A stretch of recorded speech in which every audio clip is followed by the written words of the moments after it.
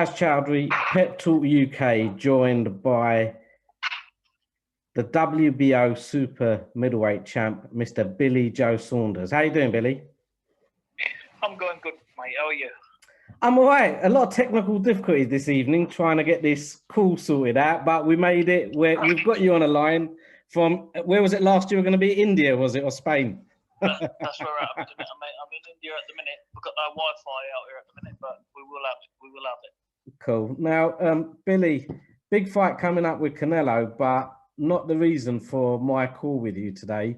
We will come on to that, but something came across my timeline and on Insta via Tabitha Young, regarding a young lady called Isla and Isla's fight. Yeah. Now, you've donated a Team Saunders T-shirt and a glove. Bids at £150. And I saw the glove and I saw the T-shirt and I thought, I wouldn't mind having one of them. And then I started looking a little bit into Isla and Isla's fight.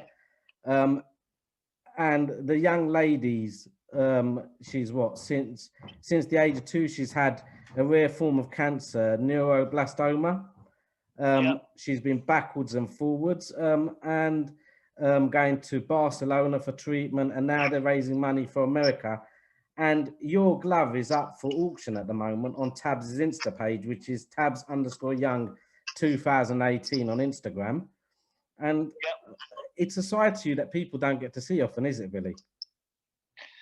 No, listen, for a little baby like that, it's just, listen, I don't care if people see that or not. You know, whatever I can do to help someone like that, because, look, you know, money and other levels of stress compare nothing to that. You know, we're lucky enough to have healthy, you know, kids to go back to and family members who are safe and well, and to see such a tragedy like that, a little kid like that, to be suffering from such a disease is heartbreaking, isn't it, for anyone? Any family, I wouldn't wish it on absolutely not my worstest enemy ever in the world. I mean, it's one of them where, you know, your heart bleeds for them, and whatever you can do for them, you know, whatever that may be, I don't care seen or not, I would definitely go out my way to do it. What have they raised so far? Well, the top bid's 150 quid, which I'm sure after this interview goes out, we're going to try and rock it a little bit. But what I was more interested in is whether or not, as much as it's a prized possession, a Team Saunders T-shirt and a Billy Joe signed glove, what I was hoping is people go onto Twitter at Isla's fight and we'll tag her in with the interview, and on Instagram, Team Isla Caton or hashtag Team Isla. And how much they got to raise for it now? I think the target had been moved up to £600,000, and they were in the 599s anyway. But obviously, if everyone looks at the problem with this is, until she's treated, and if she's able to be treated, that target will keep moving up as they keep raising money. So obviously, it's one of them. We just want a young girl to get through this, get her treatment done, and hopefully, it's such a rare cancer. I was looking at it, and about 100 children a year in the UK, and most of them aged under 5 get this. It's a rare and aggressive childhood cancer. And I didn't even know about it until you and Tabitha obviously pointed me in this direction. But I want everyone just to go onto that GoFundMe page and donate what they can. And obviously, most definitely. Look, like I say, I'll put a couple of tickets up for my fight with Canelo as well. So, like I say, I've got 2 tickets there for the Canelo Alvarez fight. I'm sure he wouldn't mind that.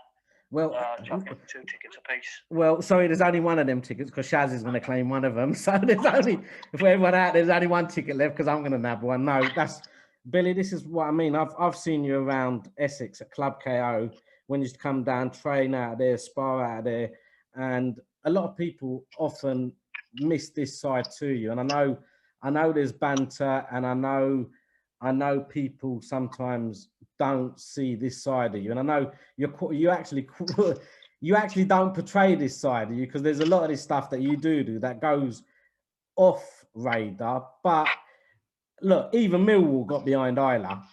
Cancer has no colour. Cancer has no, like, West Ham girl.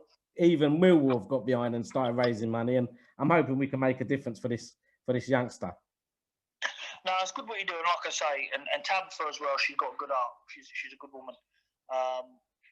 you know, so I've got nothing but respect for you, especially for doing this, you know. And it's one of them, like I say, it's such a tragedy to see this, especially with like babies like this. I mean, you know, sometimes you think, well, they do deserve it, and you know, especially when you've got kids yourself, you don't even like thinking about the word, do you? So when it hits your doorstep, I mean, I wouldn't like to imagine how the mum and dad feel. So if that such a little thing can outraise money to get this done, and you know, and it is little compared to what they're going through and what they're thinking through. I mean, you know, their daughter's, you know, she's living on a, well, it's a 50-50 balance, isn't it? You know, you're looking at one way or the other when something like this happens, and you know, for this age, and I suppose that, you know, they've got to be strong to go through what they're going through. And, you know, people need to get behind this charity and behind this little girl and really start pushing it. You know, there's one little boy I got close to before Denver, and, you know, sadly he lost his life, and it's not nice seeing it. You know, so he wasn't even, you know, anything to do with him. I only knew him for like 5 months. And it was sad to see him go. So, you know, please everyone get behind, you know, this charity and do whatever you can. I know we're in difficult times at the minute, but, you know, anything, any little helps, whether it's £1, £2, 10 or 20 quid, you know, whatever you can afford. I know, like I say, I repeat it, it's very, very difficult times at the minute for everybody. But I'm sure that, you know, if everyone gets together, you know, it's something that it's not impossible to do. Well, I'm going to leave the 2 tickets back with Tabitha to obviously highlight them, and she can do an auction or a raffle for them and see what we can get raised. And obviously, I'm sure that'll go a long way, and I'm sure it'll be appreciated by Isla, her family, and all the supporters that have obviously worked tirelessly on this. Billy, I was looking back at us and Pep Talk UK and Billy Joe Saunders, and I was looking for old videos, and the last time you were together with us lot was with my colleague Pro Breeze at the Galapad when Heavy D came down. Yeah, when Heavy D came down, some time ago now, yeah. Yeah, God rest his soul. 2018, was it? God rest his soul as well. But he was a lovely fella, and you shared a ring with Heavy D.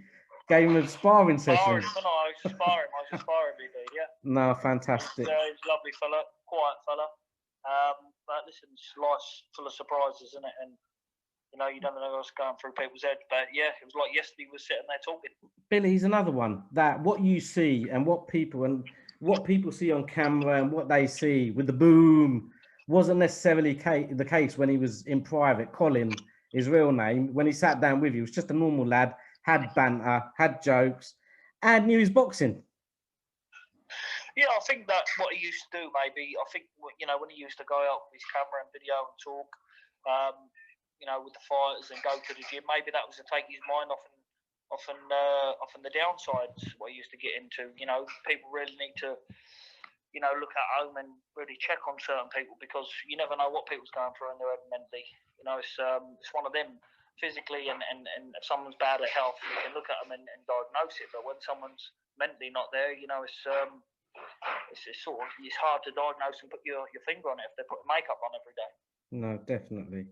Billy, I was looking back at your career. Olympics, Commonwealth, Southern. You went and won the Southern title, the Commonwealth, the British, the European, the WBO twice. Now we've got the big fight in May. All the marbles. What does this mean to you? All the marbles are down. All the marbles are down. I've got to go in and perform a bank robbery. Go in there and take them all by surprise. There's a blueprint. There is a blueprint. Floyd Mayweather done it, didn't he? There's Floyd Mayweather done it, like I say. It's one of them. It's a fight I've been wanting now for years. I've got it. So we should see May 8th. We should see May 8th. Is there much to learn about him from his last performance, or we know what Canelo's all about already? No, I think, listen, he's the best pound-for-pound boxer in the world, isn't he? So there's, you know, we've seen the best of him. We've seen him out looking $1 million. You know, like the other week, he come out there and he shined like the star he is. So I'm looking forward to getting in the ring with him. Billy, are there going to be any mind games come fight week? Because I'm ready, geared up for fight week. I think that's going to be blinding. No, look, he's seen and done it all. You know, there's nothing you can't play with him. You can't play with his mind. He's been at the ISA level. He's been there, done it. So, you know, to play mind games with him, you'll only be playing them on yourself, because they'll be bouncing all around, bouncing back at you. So look, it's one of them now that, you know, there's 3 champions at the weight, and we see who the best is. We'll see if he's on the road to unify. Is there a rematch clause? You go over there and do a number on him. Does he have a rematch clause? There's no rematch clause for him, no. So he's going to have to come to Billy Joe Saunders and say, I'll fight you at Hatfield, I'll fight you at Stevenage. He's got to come and fight me on the gypsy cab. That sounds a corker. I was looking back through history, and there's been some fantastic British performances abroad.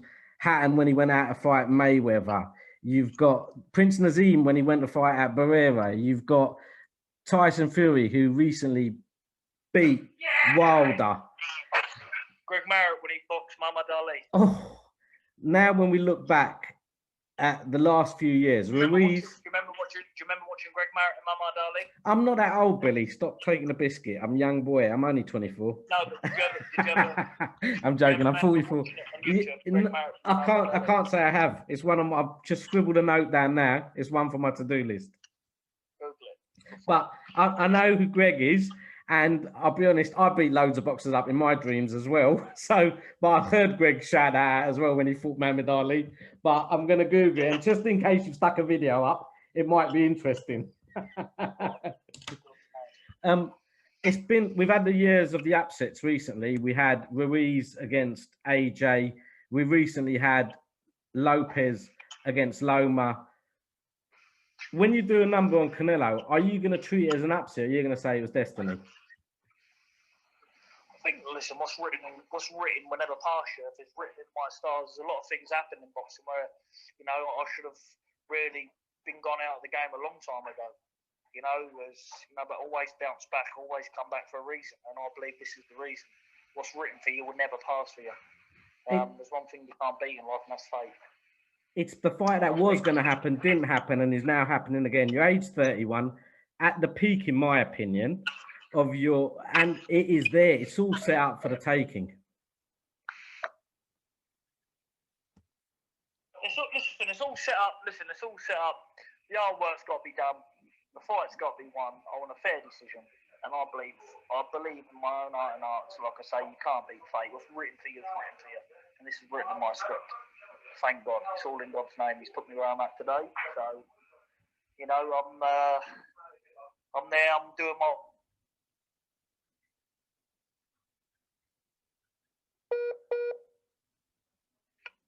So it's a good one. Billy, one last question for you, and then one last question for you, and then I'll let you go. I saw a tweet earlier today, and someone put down 20 quid and asked a question whether you got one of these, and I thought I'm going to ask Billy because I want to ask the hard questions. Do you own a whoopee cushion? Do I own a whoopee cushion? Yeah, you know the ones you sit on and go. Do you own a whoopee cushion? Because someone's no. Martin, New Age Boxing. I asked a tough question. You put it on a tweet. I asked Billy Joe Saunders. Well, Billy, I really do hope every man, woman, cat, dog, whatever nationality, race, religion, all the Brits get behind you and you go and do a number on Canelo, because nothing will please me more. You're a terrific lad, and you deserve